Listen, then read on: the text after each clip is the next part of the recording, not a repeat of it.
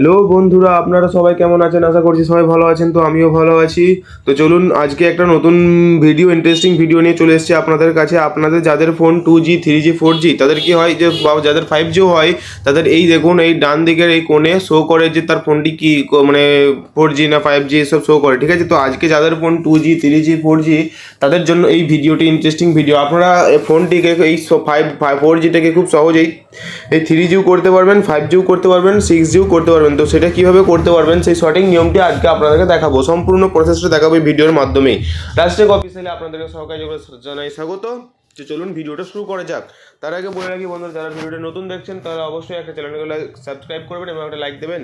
তো তার জন্য আপনাদেরকে সরাসরি চলে যেতে হবে প্লে স্টোর অ্যাপ্লিকেশন ওপেন করার পর ওপরে আপনার নিচে একটা সার্চ বক্স পাবেন। সার্চ বক্সে আপনাদেরকে সার্চ করতে হবে ওয়ান ইউআই স্ট্যাটাস বার। ওপরে ক্লিক করার পর এখানে দেখুন আপনারা লোগোটা দেখে ইনস্টল করে নেবেন। এটাকে লোগোটা ভালো করে দেখে রাখুন। এখান থেকে আপনারা লোগোটা দেখে আপনারা ইনস্টল করে নেবেন এটাকে। তো আমি এখান থেকে সরাসরি ইনস্টল করে নিচ্ছি। দেখুন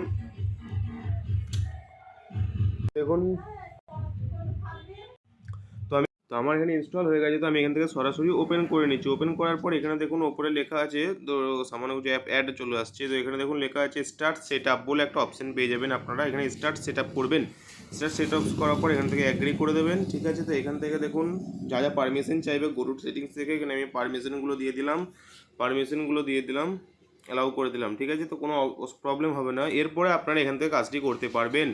তো দেখুন ওপরে দেখুন আমার ডান দিকে দেখে রাখুন আপনারা এখানে 4G শো করছে, ঠিক আছে? তো এরপর দেখুন আমি খুব সহজেই এটাকে 5G 6G শো করে নেবো। দেখুন এখান থেকে ডাটা দেখুন অপশান আছে একটা, সেকেন্ড নাম্বারে ডাটা বলে একটা অপশান আছে। এর উপরে ক্লিক করবেন। এর উপরে ক্লিক করার পর এখানে দেখুন লেখা আছে সিলেক্ট মোবাইল ডাটা। এর উপরে ক্লিক করবেন। এর উপরে ক্লিক করার পর দেখুন এখানে 2G 3G 4G 5G 10G 6G সব রকমের এখানে আছে, ঠিক আছে? তো এখান থেকে দেখুন আমি প্রথমে 3G করলাম। দেখুন ওপরে দেখুন, আপনারা ওপরটি খেয়াল রাখুন, এখানে দেখুন 3G হয়ে গেল, ঠিক আছে? এরপরে আমি দেখুন এখানে 5G ওপরে ক্লিক করলাম, দেখুন 5G হয়ে গেল।